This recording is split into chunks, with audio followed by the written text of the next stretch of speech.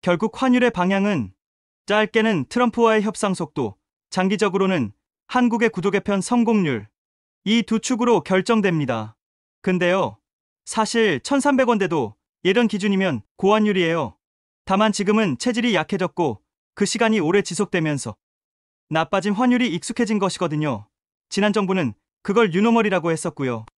하지만 장기적으로 구조 개편이 되면 예전의 정상 환율로도 가능하다고 봅니다.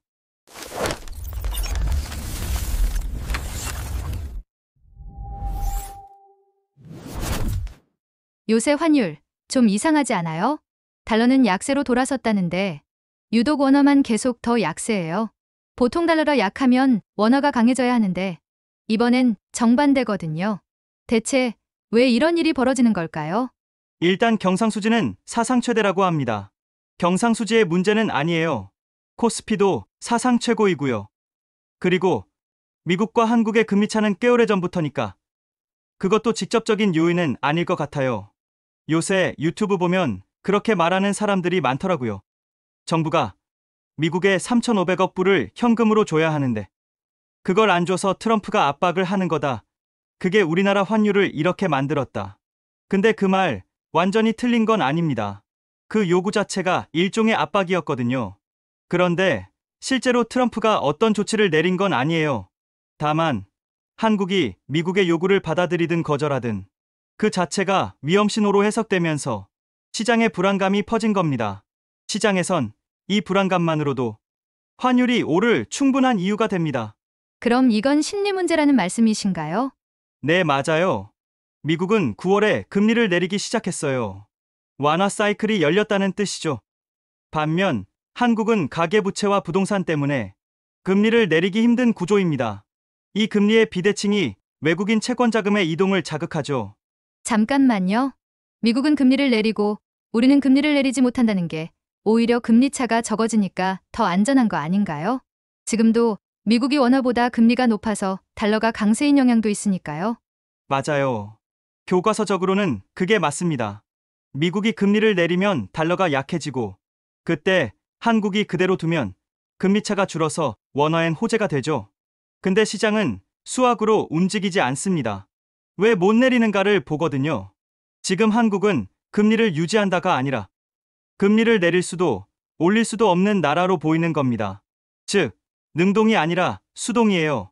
경제 체력이 좋아서 버티는 게 아니라 가계부채가 너무 많아서 움직일 수가 없는 거죠. 이게 문제예요.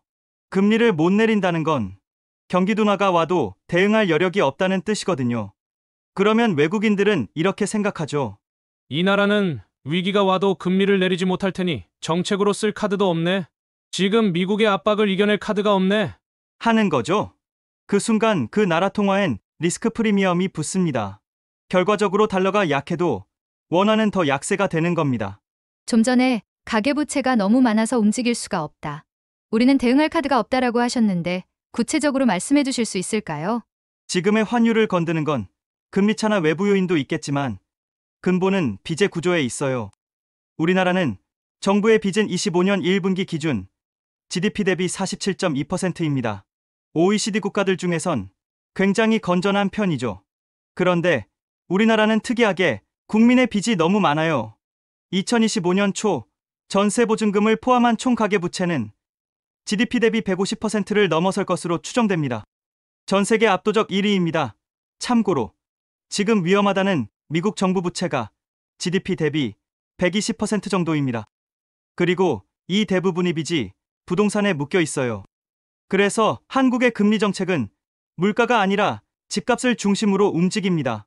정말 비정상적인 구조인 거죠. 이게 우리나라의 환율 신뢰를 흔드는 가장 핵심 이유입니다. 단순히 몇몇 유튜버들이 이야기하는 정부가 미국 요구를 안 들어서 그런다. 이런 표면적인 이유만으로 설명하고 그것만 듣고 이해하면 경제를 제대로 볼 수가 없는 것이죠. 그럼 한국은행도 이 빚구조에 갇혀 있다는 말인가요? 그렇습니다. 이건 단순한 정책 실패가 아니라 인질 경제의 현실이에요. 금리를 올리면 가계가 무너지고 내리면 빚이 폭발합니다. 즉, 중앙은행은 가계빚의 인질로 잡혀 있는 거죠. 이 구조에서는 정부의 재정보다 가계의 신용이 더 중요해집니다.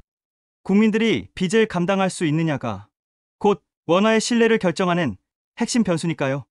가계가 이자 갚느라 소비를 줄이면 내수가 식고 성장은 수출에만 의존하게 됩니다.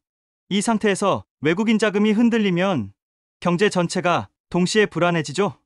그래서 환율은 단순한 외환 시장의 숫자가 아니라 내수의 체온계가 됩니다. 국민이 숨을 고르면 환율은 내리고 국민이 버거워질수록 환율은 오릅니다. 말씀 듣다 보니까 이게 생각보다 쉬운 문제가 아니네요. 그럼 이런 악순환을 끊을 수 있는 방법은 없는 걸까요? 구독과 좋아요는 영상 만드는데 엄청 큰 힘이 됩니다. 지금 정부가 시도하는 게 바로 그 지점이에요. 핵심은 누가 빚을 질 것인가. 다시 말해 신용의 방향을 바꾸는 겁니다. 지금까지의 한국 경제는 빚이 소비로 연결되는 구조였죠. 국민이 대출로 집을 사고 그게 자산 가격을 밀어올리고 소비가 늘면서 GDP를 밀어올리는 이른바 빚으로 소비를 만드는 경제였습니다.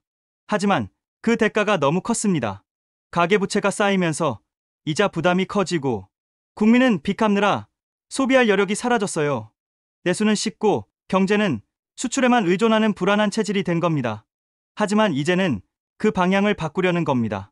부동산에 쏠린 자금을 생산적인 투자와 배당, 주식시장으로 돌려서 경제의 신용축을 국민에서 정부와 기업으로 옮기려는 시도이죠. 즉, 소비 중심의 부채에서 생산 중심의 부채로 전환하는 것입니다. 이게 성공하면 상황은 크게 달라집니다. 정부가 최종 차입자로서 경기의 버팀목이 되고 그 신용을 바탕으로 기업이 투자와 고용을 늘릴 수 있게 되는 거죠. 정부의 부채는 단순한 지출이 아니라 민간이 움츠러들 때 경제를 떠받치는 안전망이 되고 그 신뢰는 결국 원화 안정으로 이어지게 되는 거예요. 아, 요즘 정부의 부동산 정책이 그런 의미까지 있었던 거군요.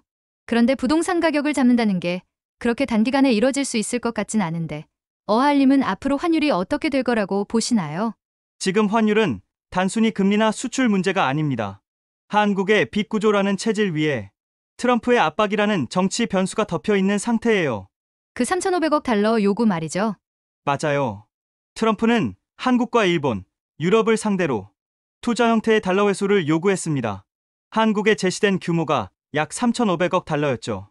지금 한국이 미국의 요구에 즉각 응하지 않으면서 협상이 지연되고 있는데요. 투자자들은 불확실성을 싫어합니다. 즉, 실질적인 자금 유출이 없어도 한국의 외환 보유 여력이 불안하다는 인식이 생기는 순간 외환 시장이 그 위험을 바로 반영한 것이죠. 근데 그건 결국 협상용 아니에요? 트럼프도 한국을 완전히 적으로 돌릴 순 없잖아요. 정확해요. 그래서 저도 더 나은 것을 얻기 위한 협상용 압박으로 봅니다. 그리고 트럼프도 알아요. 한국이 3,500억 불을 선불로 주는 건 무리가 있다는 것을요. 그리고 자신도 투자, 방산, 에너지, 기술, 안보 등 한국에 아쉬운 부분이 많습니다. 결국 조건부 합의를 선택할 가능성이 높다는 것이죠. 미국도 이익을 봐야 하고 한국도 동맹으로서 신뢰를 증명해야 하니까 서로 체면이 서는 방식으로 타협하지 않을까요? 그럼 그런 합의가 이루어지면 환율은 좀 안정될까요? 그럴 가능성이 높습니다. 그 협상의 윤곽만 보여도 한국이 달러 흐름을 확보했다는 신호가 되니까 심리부터 안정돼요. 그럼 환율은 1,350원대까지는 충분히 되돌릴 수 있습니다. 그럼 오히려 지금 환율이 높을 때가 공포 피크일 수도 있겠네요. 맞아요. 하지만 아직 변수는 많습니다. 지금 미국이 거의 내전 직전 분위기죠. 정치적 분열, 시위, 주정부 충돌까지 겹치면서 정책 불확실성이 커지고 있습니다. 게다가 어제 트럼프가 중국산 희토류에 100% 관세를 언급했어요. 중국은 바로 수출 통제로 맞섰고 그 결과 뉴욕 증시, 코인 시장이 동시에 급락했습니다. 이런 뉴스가 나올 때마다 한국은 수출 의존도가 높다는 이유로 원화가 가장 먼저 흔들립니다.